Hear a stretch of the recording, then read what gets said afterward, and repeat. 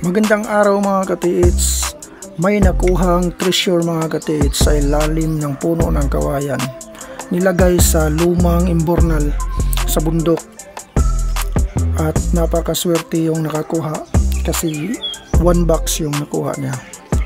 So ito ating tatalakayin kung ano yung marka na nakita niya sa sapa. Nakita nila sa sapa bago nila natagpuan yung treasure. So ito, ayan mga katids, ito yung diagram, marka, ito yung plastada sa area sa nakunan. So ito yung kawayan, nandito yung bornal, ito ay ang mga bato na magkasunod. Ayan. So ang marka dito ay merong butas na tagusan yung pagkabutas sa bato. At itong dalawang bato na to ay wala itong mga marka. Ang kulay lang nito ng itong dalawang mga bato ay pareho itim. Itim ang kulay ng mga bato na ito. Saka itong isang bato ay puti ito na bato, yung pagang. Karaniwan natin itong nakikita sa bundok. At ito namang isang bato na nasa mismong sapa ay ito ang may marka. Kapag dinadaluyan ng tubig, hindi ito masyadong nakikita itong marka na to. At napakasimple lang yung marka, ay para lang siyang rectangle, pero yung shape ng rectangle ay may tulis yung kabila, yung dulo. So ganito, unang hukay nila dito kung saan itong butas tumagos, diyan sila naghukay sa gilid ng sapa na yan. So nabutas yan diyan, pero wala silang nakuha kahit mga kunti, kahit na mga marka, hugis ng bato, wala silang nakuha. Pero nung wala kasi silang gamit, wala silang kagamitan na pang-locate. So ang ginawa nila, analyze lang. So walang marka na nakikita maliban dito sa marka na to. Huli na nila nakita ito. At kaya nga yun, sinubukan nilang i-analyze yung mga marka. Naghanap sila ng mga coordinate markers kasi isa lang nakikita nilang marka, ito lang, butas na tagusan. Marami tayong nakikitang ganitong marka mga katiits sa bundok, yung mga tagusan, yung pagkabutas ng bato. Minsan ay naka slanting yan, minsan naka 45, minsan naman ay naka diretso sa lupa. So tawag natin ito telescopic, ano. So kaya ito, pag-analyze nila, naghukay sila dito sa baba pero wala silang nakuha. At nung ano na sila sa area, sinurvey na nila yung area para maghanap ng ibang mga marka, ay nakita nila itong bato na to mga katids. So nung nakita nila ito, meron itong ukit na rectangle na ganito ang pagkaporma, patulis yung dulo ng kabila, hindi pantay. So pointer ito ay nakaturo mismo sa kawayan, pero itong imbornal na nasa ilalim ng kawayan mga katiits, hindi ito nakikita kasi natabunan ito ng lupa. Nasa ilalim kasi ito ng gamot. So bali itong plastada sa area na to, itong nasa gilid ay nakapangpang ito. Na nakakita na ba kayo ng sa gilid ng sapa na napangpang ito? Nasa baba pa yung tubig, pero yung pero yung pangpang niya ay hindi masyadong mataas, kundi nasa mga tayo lang ng tao itong pangpang na to. So ang puno ng kawayan ay nasa baba ng bundok, kaya paakyat. So nandito yung puno ng kawayan. So ito hindi nakikita. Ito pala mga katids, itong tatlong bato na to ay marka din, pero wala kang makikitang ukit dito, sulat man lamang, maliban sa butas na ito. So itong dalawang bato na to na pareho yung kulay, itim, at saka ito lang yung puti, ito itim rin itong na bato. So magkapareho itong tatlo. Kung nakikita nyo, ito ay naka-triangle mga katids. Ayan o. naka-triangle.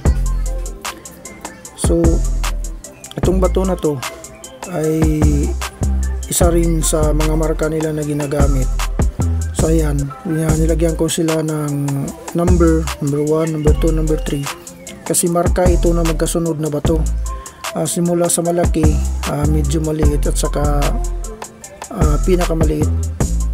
So itong bato na to mga katits, kung nakikita nyo ay nandyan yan, ayan ang mismong tinakip sa butas ng isang imbornal na ito. So meron yang mga semento na dinikit dito sa mismo sa bato na to para hindi makita na may butas. Yang bato lang talaga ang makikita. Yan sa tinuturo na yan, ito lang talagang bato ang nakikita.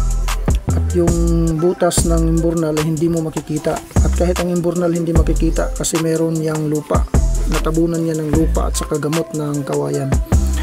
So napakaganda yung area at napakaganda yung pagkabaon ng mga Hapon dito. Kung titingnan mo ay napakasimple lang yung diagram nila o napakasimple lang yung plastada. Pero pag wala kang kagamitan, siguro kung meron silang kagamitan nun, locator or metal detector, ito ay kayang-kaya ito sa metal detector. 1 box yung nakuha nila dito.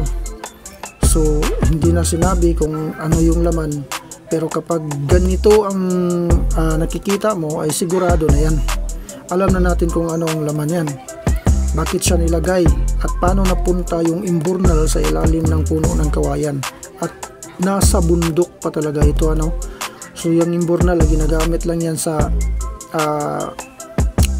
baba, sa ating mga lungsod, sa baryo natin ginagamit lang yan.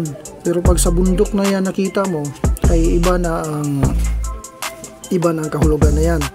So yan ay talagang sinasadya na dinala at ilagay dyan. So napakaswerte nila mga katiits. Matagal din nila bago ito nakita. Mabuti hindi sila naunahan kasi dito sila nakapokus nagbutas sila dito. Ang sabi pa nga ay nakatatlong butas pa sila dito sa gilid saka dito. So dyan lang talaga sila nagbubutas. Pero nung nakita nila itong bato na to ang tinuturo. Pero nung nakita nila ang isang bato na to, pinuntahan nila ay may simento dito. So nung kinuha nilang lupa ay ito ang tumambang sa kanila. Ito yung nakikita nila. So napakaganda. Kaya binalbag nila dito yung simento na nakadikit mismo sa bato na to, at dyan nga sa ilalim ng puno ng kawayan nakalagay yung imbornal. Tapos may lamang 1 box. So napakaganda, napakagaling at napakaswerte nila. Sa lahat ng mga nagti-treasure dyan, nagti-treasure hunting, baka meron kayong katulad nito, plastada. Meron kasing mga duplicate ito, katits. Ito ay sa Mindanao lang din. So may posibilidad na meron itong kapareho na pagkabaon. At ito lang yung marka, ito lang yung final marker nila papunta dito. Pero kung nakilatis mo lang itong mga bato, plastada sa bato na magkasunod, at bakit itong dalawa ay itim, ito naman yung puti, itong dalawa walang marka, pero ito ay may marka at ito lang yung marka niya. Din ito naman yung isang bato na to na nilagay mismo sa daanan ng tubig, ay hindi mo masyadong makikita yung marka dito, pero mayroon palang marka na nakaukit na nakaturo dito. So ito nga pala yung alignment. Nandito yung east, west, south, north. So itong item ay naka-align sa naka-northeast alignment yung nakuha. So napakarami nang nakukuhang mga ganito, mga treasure na naka-align talaga sa east, northeast, minsan naman southeast. So talagang nandyan palagi yung east, kasi itong west kasi minsan dito yung entrance ng tunnel. So itong mga katits, baka meron kayong mga area na ganito ang plastada, ay subukan yung ilocate. Kung wala kayong gamit, tingnan nyo ng maigi, pag-analyze yung mga marka. Kahit na wala kang nakikitang mga kahit mayroon kang kahit isa lang marka ang nakikita mo, basta legit yung marka, maghanap ka ng isa pang marka katulad nito. Mayroon siyang isang marka na partner dito. Ayan, ito kasi mga katits ay pwedeng palito lang ito para hindi na kayo makapunta dito. So dito sila nakapokus. Ganito talaga mga Hapon, mayroon talaga silang mga decoy, mayroon talaga silang ginawang mga palito, kasi hindi nila basta-basta ibibigay yan.